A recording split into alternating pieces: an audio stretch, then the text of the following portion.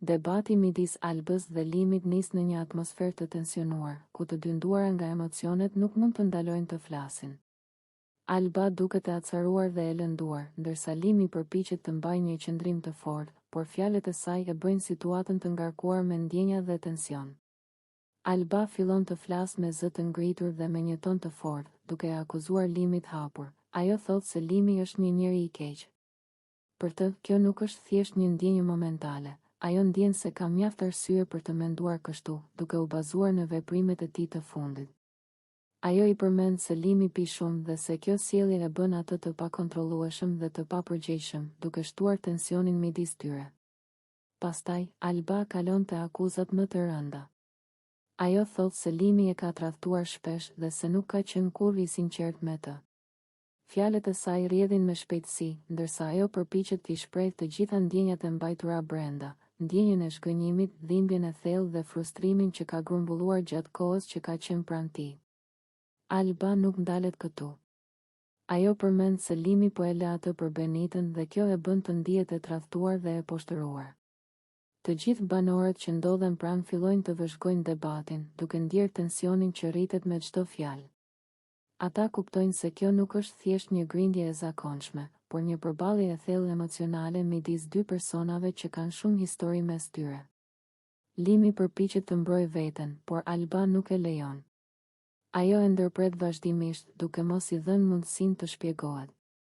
Në çdo moment, ajo përsërit akuzat e saj, duke i bërë fjalët të duken edhe më të forta dhe më të dhimbshme. Ajo thotë se veprimet e Limit nuk kanë qenë kurrë të drejta dhe se ai ka manipuluar situata të ndryshme për të përfituar për vete. Debati vazhdon për disa minuta me tone të larta dhe me emocione të papërmbajtura. Alba nuk i kursen fjalët dhe i shpreh çdo shqetësim që ka ndjerë. Ajo thotë se është e lënduar nga fakti që Limi po e lë për di tjetër dhe se kjo i shkakton një ndjenjë tradhtie të thellë. Çdo fjalë e saj është e mbushur me dhimbje dhe zemërim, duke e bërë debatin të duket i pafund. Në këtë moment, tensioni arrin kulmin. Alba shikon Limin në sy dhe i thotë se nuk mund të besojë më te ai, se çdo gjë që ai ka bërë e ka dëmtuar rënd dhe se ajo nuk do ta lejojë të vazhdojë më me këtë sjellje. Ajo përshkruan ndjenjat e saj të përziera, shgënjim, zemërim dhe një farë ndjenje lufte, duke treguar se nuk është thjesht një debat verbal, por një përballje e thellë emocionale. Lim përpiqet të përgjigjet, por Alba nuk e lejon. Ajo e bën të qartë se ndjenja e saj është më e fortë se çdo argument i mundshëm. Fjalët e saj përsëriten, duke theksuar tradhtinë, pijet dhe lëvizjet e tij të fundit, veçanërisht afërsinë me Benitën. Kjo e bën debatin të zgjasë dhe të duket se nuk ka fund, pasi çdo fjalë e re e Albës rrisjell tensionin dhe ndjenjat e lëndimit. Pas disa minutash, debati arrin një moment qetësie të përkohshme, Debati midis Limit dhe Albës nis në një moment të tensionuar, ku të dy nduara nga emocionet nuk mund të ndalojnë të flasin. Alba duket e acaruar dhe e shqetësuar nga sjelljet e Limit, ndërsa Limi duket i qetë në fillim, por fjalët e tij e bëjnë situatën të ngarkuar me tension. Limi fillon duke folur me ton të qetë, por me siguri dhe krenari të dukshme në zë. Ai i thot Albës se nuk është në burg dhe se nuk mund t'i diktojë asaj se si ai duhet të sillet. Ai thekson se nuk ka kufizime mbi veten dhe se mund të veprojë si të dojë, duke lënë të kuptohet se ka të drejtë të zgjedhë vetë shoqërinë dhe lidhjet e tij. Alba nuk e pranon lehtë këtë qasje.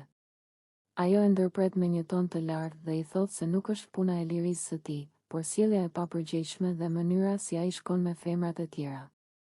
Ajo e akuzon se veprimet e tij po i lëndojnë dhe po krijojnë situata të vështira brenda shtëpisë. Fjalët e saj dalin me zemërim dhe shqetësim, duke e bërë bisedën të duket e gjatë dhe e tensionuar. Limi nuk tërhiqet.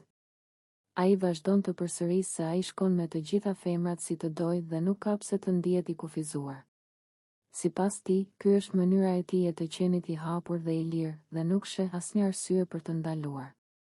Ai e paraqet këtë si një liri personale dhe si një të drejtë që nuk mund të sfidohet. Alba, nga ana tjetër, nuk ndalet me argumentet e saj.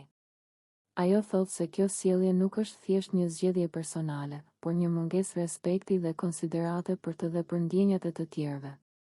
Ajo përmend se çdo veprim i Limit ka pasoja dhe se mënyra si ai vepron po krijon tension dhe konflikte të vazhdueshme brenda shtëpisë. Debati vazhdon për disa minuta me tone të larta dhe me fjalë të ashpra. Alba e akuzon Limit se është i pavëmendshëm dhe egoist, duke mos marrë parasysh ndjenjat e banorëve të tjerë. Ajo thot se mënyra si ai sillet është e papërshtatshme dhe nuk reflekton përgjegjësi. Limi, megjithatë, mbetet i vendosur. Ai thot se nuk ka asgjë të keqe në atë që bën dhe se çdo gjë që ai zgjedh është e drejtë personale. Ai e përsërit se është i lirë të sillet si të dojë dhe se nuk ka pse të ndryshojë për askënd.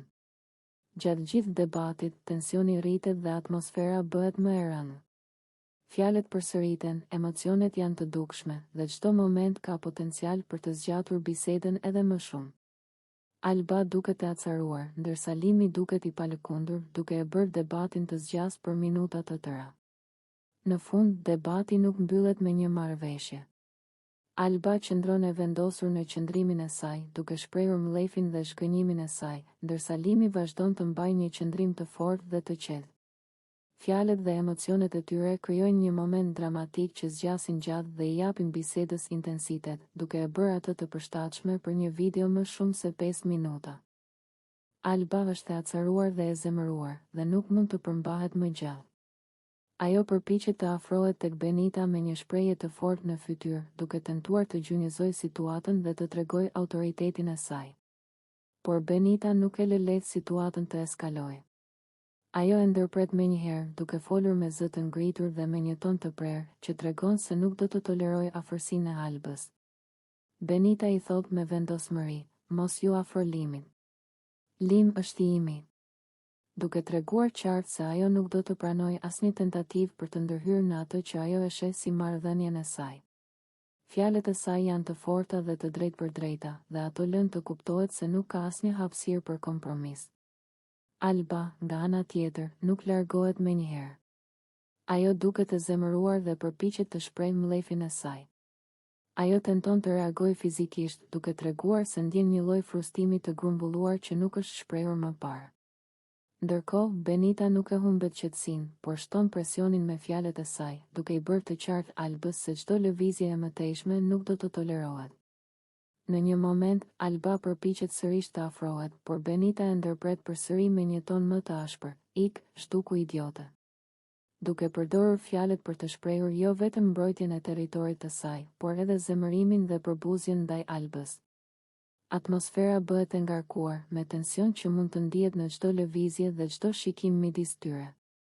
Gjatë gjithë situatës, Limi nuk ndërhyn, por shikon nga afër, duke treguar se është i vetëdijshëm për tensionin që po ndodh dhe se ka ndikim në mënyrën si secila nga vajzat sillet.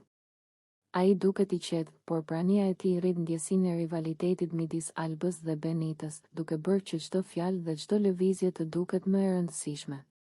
Alba, megjithse e zemëruar, fillon të kuptojë se Benita është e vendosur dhe nuk do të lërë hapësirë për të shkelur mbi të. Fjalët e Benitës dhe qëndrimi i saj e bëjnë situatën më të tensionuar dhe dramatike, duke e bërë debatin të zgjatë. Së dhe të duket se nuk ka fund. Në këtë moment, tensioni emocional është në pikën kulmore, shikimet, fjalët dhe heshtjet ndërmjet tyre janë të mbushura me emocione të forta. Atmosfera mbetet e rëndë, me një ndjesi konkurrimi dhe mllëfi që zgjasin për minuta të tëra dhe e bëjnë situatën të përshtatshme për një video më shumë se 5 minuta. Në fund, debati nuk mbyllet menjëherë. Alba largon dorën, por tensioni dhe mllëfi mbeten të dukshëm. Benita qëndron e vendosur, duke treguar se nuk do të pranojë të cënohet nga kushdo, dhe Limi mbetet i qetë, duke lënë që situata të flasë vetë për rivalitetin dhe tensionin mes tyre. Benita qëndron e ulur, duke reflektuar mbi situatën dhe sjelljet e Albës. Ajo fillon të flasë për të me një ton të përzier mes zemërimit dhe zhgënjimit, duke u bërë qartë për të gjithë që ndodhen rreth saj se ajo ka një opinion shumë të fortë për Albën. Me një gjuhë të drejtpërdrejtë dhe pa kursyer asnjë fjalë, Benita thotë se Alba është budallaqe dhe nuk po tregon logjik në veprimet e saj. Ajo thekson se ajo ka ikur truri, duke nënkuptuar se mënyra se si Alba vepron nuk ka asnjë bazë të arsyeshme dhe duket krejtësisht e paorganizuara.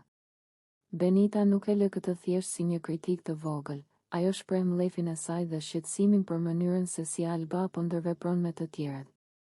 Për të, kjo nuk është thjesht sjellje e paqëndrueshme, por një mungesë e thellë arsyetimi që duhet të adresohet. Pastaj, Benita e përforcon mendimin e saj me një koment më të fortë. Ajo thotë se Alba ka nevojë për doktor. Fjalët e saj nuk janë thjesht ironike, por përdoren për të treguar se ajo mendon se veprimet e Albës janë kaq të çrregullta saqë nuk mund të kuptohen pa ndihmë profesionale. Në mënyrë të qartë, Benita e paraqet situatën si diçka serioze dhe dramatike, duke e bërë bisedën të zgjas dhe të duket më e rëndë. Ndërkohë, Benita vazhdon të shpjegojë shembujt që e kanë bërë të mendojë kështu. Ajo përmend disa momente kur Alba ka bërë veprime të papritur, pa menduar për pasojat, dhe tregon se si këto veprime kanë krijuar tension midis banorëve dhe kanë bërë që situata të jetë e vështirë për të gjithë. Benita përdor fjalë të forta dhe saktësisht përshkruan ndjesitë e saj, duke treguar mlefin, shgënjimin dhe një farë shqetësimi të thellë. Gjatë gjithë këtij rrëfimi, Benita përsërit idenë se Alba nuk po sillet siç duhet dhe se kjo është e dukshme për të gjithë. Ajo përdor tone të ndryshme të zërit, ndonjëherë më të qeta për të reflektuar mbi situatën dhe ndonjëherë më të larta për të treguar mlefin. Ky kombinim e bën bisedën të zgjas dhe të ndjehet e ngarkuar emocionalisht, duke mbajtur audiencën të angazhuar për minuta të tëra. Benita nuk ndalet këtu.